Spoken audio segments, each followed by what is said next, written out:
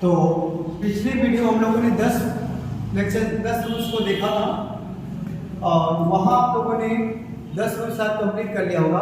आपका जो रूल्स आप एडजेक्टिव से 11th रूल है उसमें क्या आपको ध्यान देना है कि फ्यू, मेनी और सेवरल इत्यादि ऐसे कुछ एडजेक्टिव्स होते हैं जिनका हम by mistake adjective of quantity के अर्थ में प्रयोग कर लेते हैं, जबकि ये क्या है एडजेक्टिव ऑफ नंबर है।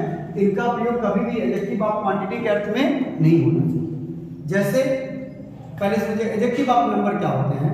An adjective that shows the number, जो संख्या को प्रकट करता है, और जो मात्रा को बताता है एडजेक्टिव ऑफ क्वांटिटी है।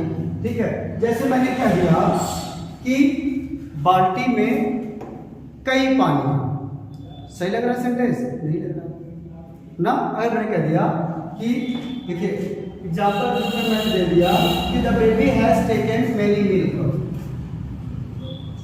The baby has taken many milk. Dear student, I know that it is an incorrect sentence. क्यों incorrect है? Milk is an uncountable noun. ठीक है, कैसा अनकाउंटेबल नाउन है। और जो ये मेनी का अकाउंटेबिलिटी को दिखाता है, किसको दिखाता है? अकाउंटेबिलिटी को दिखाता है। तो हम यहाँ मेनी का प्रयोग ना करके किसका कर सकते हैं?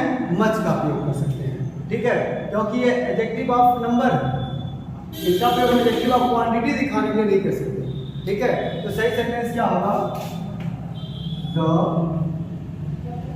baby has taken much milk। जैसे मैं कह दिया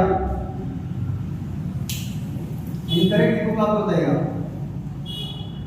There is a few water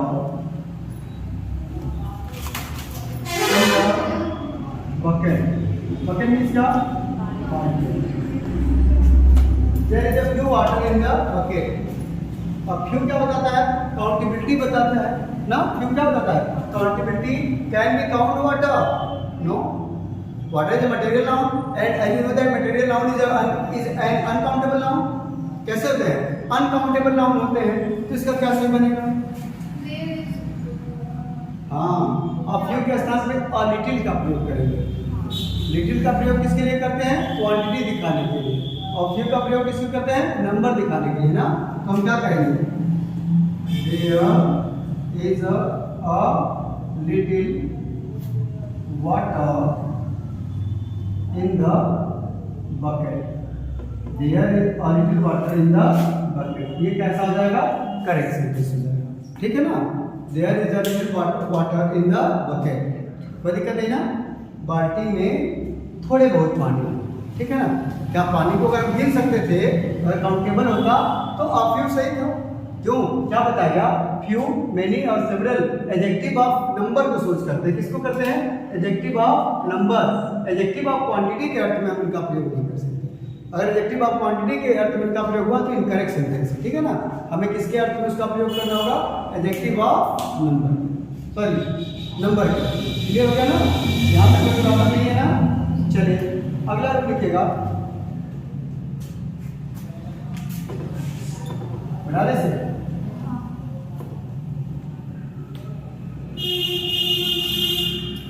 rule number 12। जो आपका रूल नंबर 12 है वह है कि some are most any no.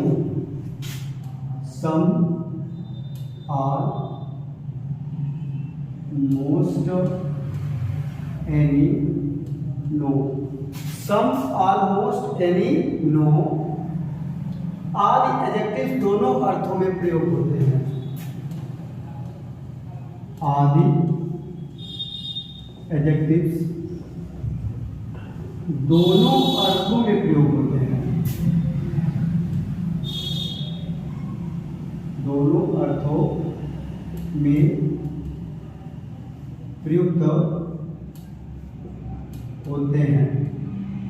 कौन कौन से? सम, ऑलमोस्ट, एनी, नो। इन इनका प्रयोग हम दोनों अर्थों में कर सकते हैं। इसका मतलब क्या है कि एडजेक्टिव ऑफ क्वांटिटी भी हो सकते हैं, एडजेक्टिव ऑफ नंबर भी हो सकते हैं। क्या कह सकते हैं ना, there is no water in the glass, there is no water in the glass, या फिर क्या कह सकते हैं, वाटर हो गया, there is no student in the class, student countable है, वाटर अनकाउंटेबल है, ठीक है ना। तो ये जितने आपको एडजेक्टिव दिख रहे हैं इनका प्रयोग हम दोनों अर्थों में कर सकते हैं, एडजेक्टिव ऑफ क्वांटिटी के अर्थ में भी, एडजेक्टिव ऑफ नंबर के अर्थ में भी, ठीक है। तो इसका मतलब इनकरेक्ट बन पाना इम्पॉसिबल है। जब दोनों अर्थ में कर सकते हैं तो चाहे एडजेक्टिव ऑफ क्वांटिटी के फॉर्म में दिया हो चाहे एडजेक्टिव ऑफ नंबर के फॉर्म में दिया हो, दोनों क्या हो जाएगा, सही हो जाएगा। जैसे पहले एडजेक्टिव ऑफ क्वांटिटी का देखिएगा, there is a some, there are some students in the class। Students कैसा है, काउंटेबल नाउन है, तो ठीक है ये एडजेक्टिव ऑफ नंबर से कर रहा है, क्या कहते हैं, एडजेक्टिव ऑफ नंबर। लेकिन मैं कह दिया ये क्या है, एडजेक्टिव ऑफ नंबर, ठीक, क्या है, एडजेक्टिव ऑफ नंबर है, ठीक है। लेकिन मैंने कह दिया अगर कि there is a some water in the pond,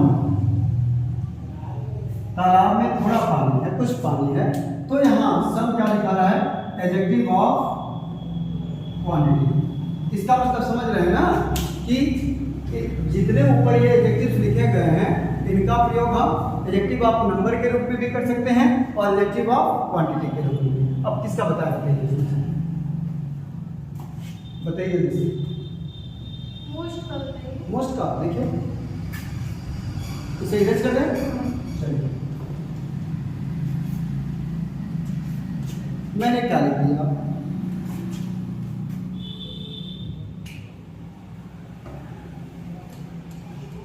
C wasted most water कैसा, ये अनकाउंटेबल है, तो मोस्ट का, ठीक है, प्रयोग हम किसके लिए शुरू कर सकते हैं, एडजेक्टिव ऑफ क्वांटिटी के रूप में। अगर वही सी गॉट द मोस्ट प्राइस, अब देखिए मोस्ट का प्रयोग हम किसके लिए कर सकते हैं, प्राइस तो काउंटेबल है ना, तो प्राइस मोस्ट का प्रयोग हम किसके लिए भी कर सकते हैं, काउंटेबल नाउन के लिए भी और अनकाउंटेबल नाउन के लिए, ठीक है ना, कोई दिक्कत नहीं ना। जैसे लिखिएगा सम का देखिए, जैसे आई सा या I wasted all water, I punished all the students, ठीक है।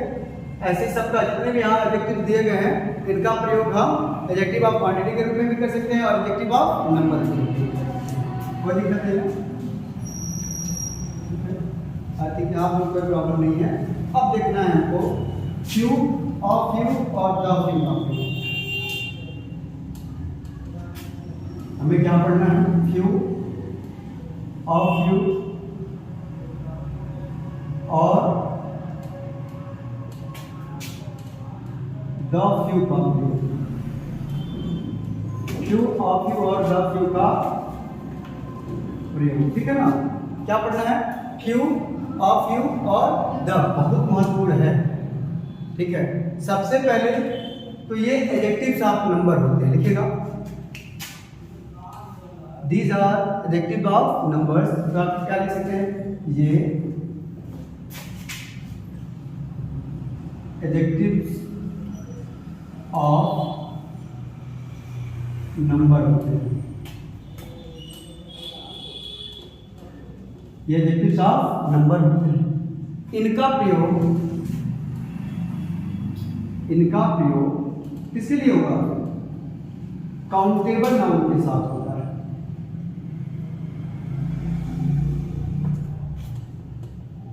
नाउन के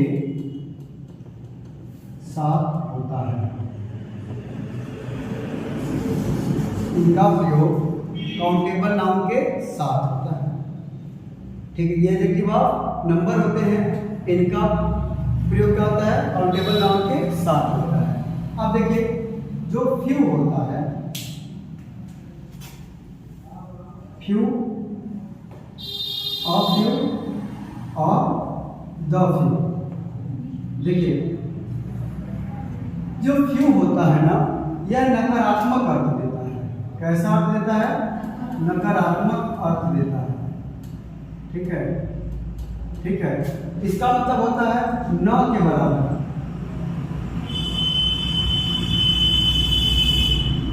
यानी कि हार्डली एनी। इसका क्या लगा? Hardly any. क्यों कैसा अर्थ देता है? नकारात्मक अर्थ, यानी कि न के बराबर देता है। अफ्यू का अर्थ क्या होता है? कुछ।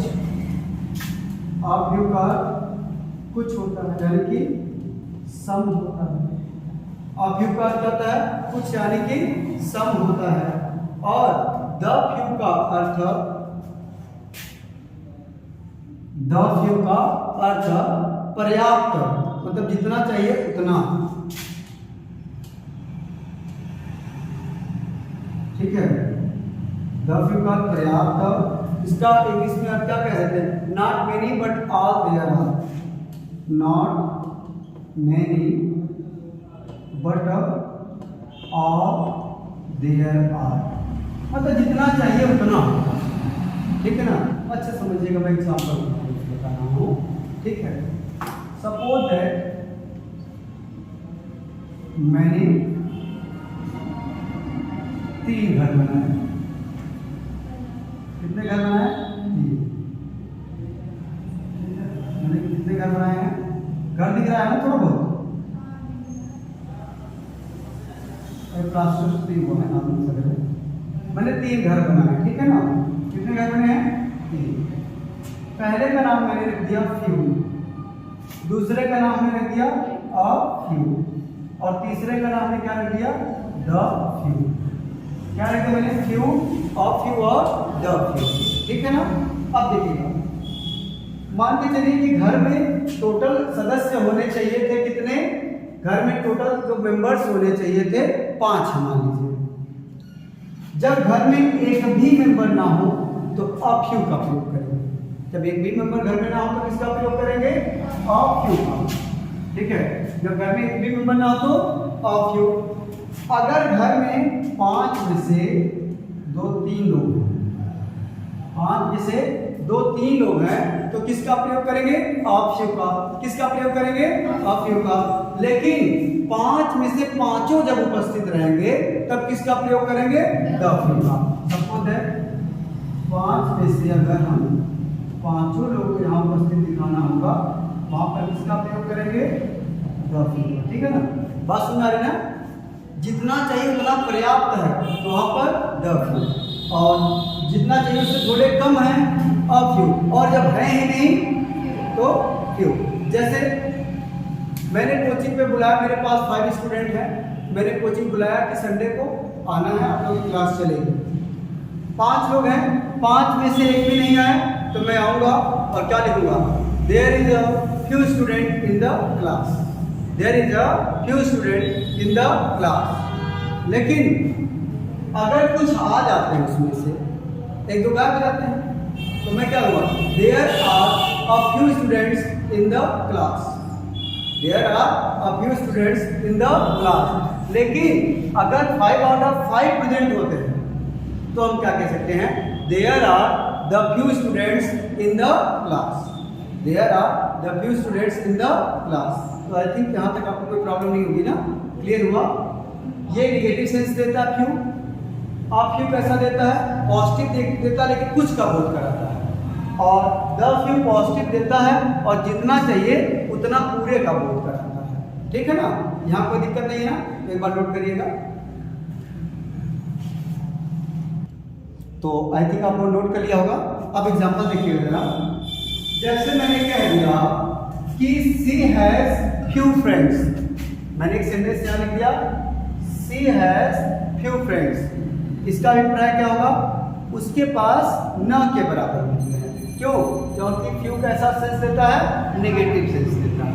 लेकिन अगर मैंने कह दिया कि सी हैज अ फ्यू फ्रेंड्स, इसका मतलब उसके पास कुछ मित्र उसके पास कुछ मित्र हैं। लेकिन जो मैंने तीसरा सेंटेंस लिख रखा है, the few friends of Anshika are sincere, Anshika के पास जितने मित्र हैं सब के सब कैसे हैं, ईमानदार, सबके सब वफादार हैं। ठीक है ना।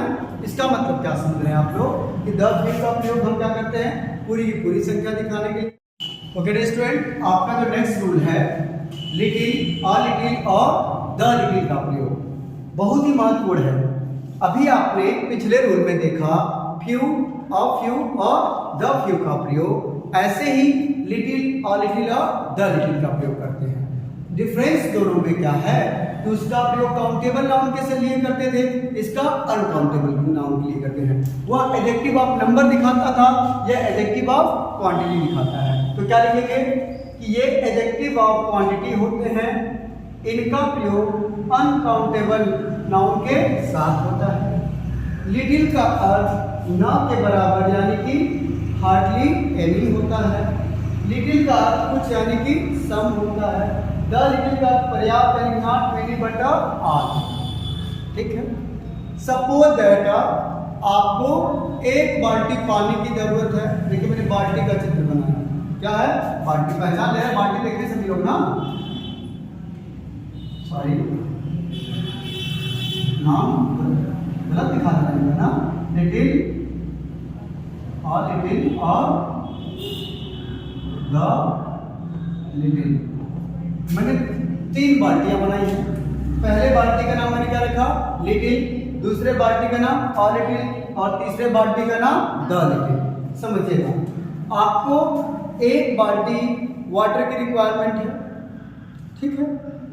जब आपने एक बाल्टी वाटर मंगवाया तो कोई खाली बाल्टी लेके आया, ये वाली, तो आप कह सकते हैं there is little water in the bucket, there is little water in the bucket. लेकिन रागिनी जैसा कोई ईमानदार आपका मित्र हो गया तो आप पूरा तो नहीं भर के लेके जाएंगे, उनके लिए थोड़ा बहुत लेके चल सकते हैं। जब कह दिया कोई थोड़ा बहुत लेके चल सकते हैं, तो थोड़ा सा वाटर लेके आ गया तो क्या कहिए, there is a little water in the bucket, there is a little water in the bucket. लेकिन दोनों बहुत ही ईमानदार मिल गया ना। आप भाई अंशिका कहती हैं एक बाल्टी पानी चाहिए, तो चाहे कुछ भी, जब पूरा का पूरा पानी लेके चलेंगे ना, पूरी बाल्टी को भर के जितना आपको चाहिए था उतना आ गया, तब आप क्या कह सकते हैं, there is the little water in the bucket. Clear हो गया, there is the little water in the bucket. या फिर क्या कहते हैं, the little water in the bucket was pure, जो भी बाल्टी में पानी था वह पूरी की पूरी तरह से शुद्ध था। तो एग्जाम्पल क्या लिखेंगे, सबसे पहले इतना पहले नोट कर रहे हैं, नोट करिए, नोट कर लिए आप लोग, हो गया आप लोग का। लिटिल और लिटिल और द लिटिल का प्रयोग वैसे ही करते हैं जैसे फ्यू और फ्यू और द फ्यू, लेकिन फ्यू का प्रयोग काउंटेबल नाउन के साथ करते हैं, इसका प्रयोग अनकाउंटेबल नाउन के साथ। ठीक है ना।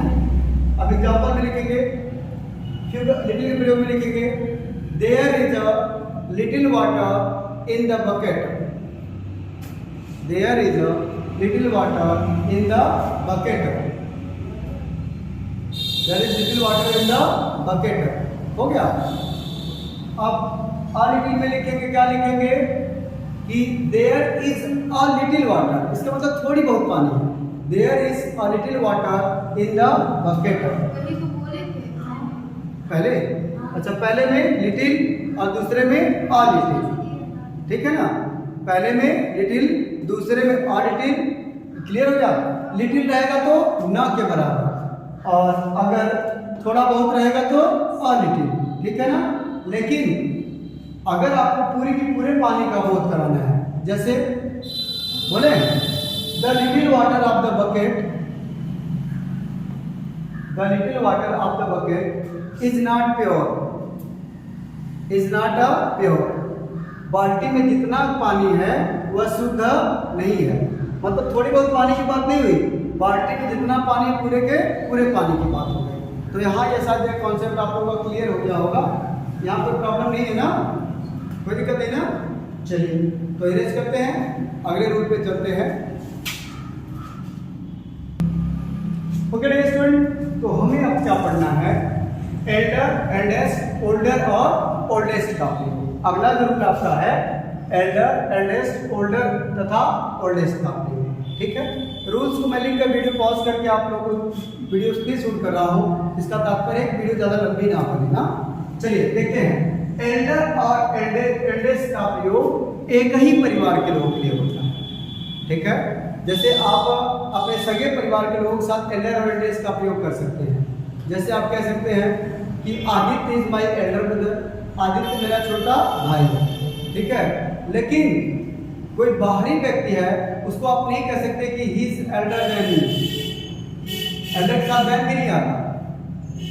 बाहरी व्यक्ति है उसके साथ आप ओल्डर का प्रयोग कर सकते हैं। कह सकते हैं ना कि Ramu is older than me, older के साथ देन का प्रयोग हो सकता है। और दूसरी बात क्या, ओल्डर का प्रयोग व्यक्तियों और वस्तुओं दोनों के लिए होता है, जबकि एल्डर और एल्डेस्ट का प्रयोग केवल व्यक्तियों के लिए होता है। तो नियम क्या है कि एल्डर और एल्डेस्ट का प्रयोग एक ही परिवार के लोगों के लिए होता है। दूसरी बात क्या करना है कि एल्डर के बाद देन का प्रयोग नहीं होता है। और सब बड़ी बात क्या करना है कि यदि एल्डर का प्रयोग ऑफ कंस्ट्रक्शन में हो, जैसे see the elder of the two of construction में हो, तो एल्डर के पहले द का प्रयोग करते हैं। किसका प्रयोग करते हैं? द। तो आप देख सकते हैं।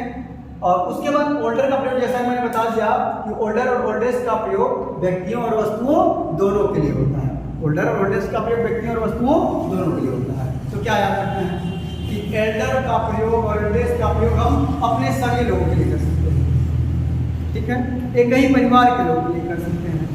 ठीक है, लेकिन अगर तुलना किसी बाहरी लोगों से करना हो तो ओल्डर और ओल्डेस्ट का प्रयोग। दूसरी बात क्या याद रखनी है कि एल्डर और एल्डेस्ट का प्रयोग केवल व्यक्तियों के लिए होता है।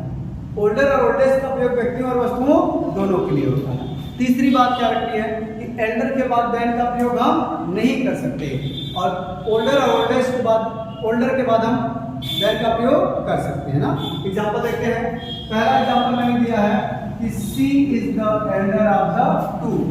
देख सकते हैं ना, क्या बताया, ऑफ कंस्ट्रक्शन में हो तो एल्डर के पहले द का प्रयोग कर सकते हैं। माई एल्डर ब्रदर, अब मेरा भाई, बड़ा भाई इज एन इंजीनियर, एक इंजीनियर है। अच्छा, इंजीनियर को हिंदी में क्या कहते हैं? क्या कहते हैं इंजीनियर को हिंदी में? क्या कहते हैं इसमें? अभियंता कहते हैं। क्या कहते हैं? अभियंता। ठीक है ना, इंजीनियर के हिंदी में क्या कहते हैं? अभियंता कहते हैं। अच्छा, हरी इज माई ओल्डेस्ट ब्रदर, हरी मेरा सबसे बड़ा भाई। अब देखिए जितने भी लोग बात हुई ना, एक ही परिवार के लोगों के बारे में बात हुई ना, तो यहाँ पर एल्डर और एल्डेस्ट का प्रयोग करेंगे। लेकिन किसी और से तुलना करना हो, Ravi is older than me, Ravi मुझसे बड़ा है। रवि नाम का कोई लड़का है जो मुझसे बड़ा है, तो वहाँ पर ओल्डर उसके बाद देन, क्योंकि कंपैरेटिव डिग्री में उसके बाद देन लगा। या फिर the Bhairav Baba temple is the oldest temple of Azamgarh, Bhairav Baba मंदिर आजमगढ़ का सबसे प्राचीनतम मंदिर है। तो देख सकते हैं आप लोग ना कि यहाँ वस्तु भी हो गई और व्यक्ति हो गया। तो ओल्डर और ओल्डेस्ट का प्रयोग किसके लिए हम प्रयोग कर सकते हैं? व्यक्तियों और वस्तुओं दोनों के लिए कर सकते हैं। एल्डर और एल्डेस्ट का प्रयोग एक ही परिवार के लोगों के लिए करते हैं। तो आई थिंक यह रूल क्लियर हो जाएगा, नोट कर लीजिएगा। अगर ये स्टूडेंट आप देख सकते हैं कि द टू फर्स्ट एक भाव ही प्रकट करता है, इसके स्थान पर हमें द फर्स्ट टू का प्रयोग करना चाहिए। ठीक है ना, क्यों? पहले टू आएगा, पहले फर्स्ट आएगा, पहले फर्स्ट आएगा ना, तो द टू फर्स्ट कहना क्या सही है? नहीं है। एग्जाम्पल जैसे लिखा कि the two first chapters of this book are very interesting. The two first chapters of this book are very interesting. ठीक है, कैसा है? इंटरेस्टिंग हो गया। The two chapters of this book, the first two chapters of this book are very interesting. तो सही कैसे करना है? द टू फर्स्ट को हम क्या लिखेंगे? द फर्स्ट टू, बाकी सब लिख लेंगे ना। Chapters of this book are very interesting. ये क्या हो जाएगा? सही। बात क्लियर हो गई? यहाँ पर कोई प्रॉब्लम नहीं है ना? चलिए, आई थिंक यहाँ पर आपको कोई प्रॉब्लम नहीं हो सकता। ठीक है, चलिए आज यहीं पर रहने देते हैं। लगभग आपके सभी महत्वपूर्ण रूल कवर हो गए। तो एक चीज और ध्यान रखिएगा, सम का प्रयोग ना अफर्मेटिव और नेगेटिव दोनों प्रकार के होते हैं। सम जानते हैं ना? जैसे I have some friends, I have not some friends. तो सम का प्रयोग हम अफर्मेटिव और नेगेटिव दोनों प्रकार के वाक्यों में कर सकते हैं। ठीक है, लेकिन सम का प्रयोग बहुत कम ही अब इंट्रोगेटिव सेंटेंसेस में होता है ना। और दूसरी बात क्या जाननी है कि एनी का प्रयोग हम निगेटिव सेंटेंसेस में करते हैं और इंट्रोगेटिव। निगेटिव वाक्यों में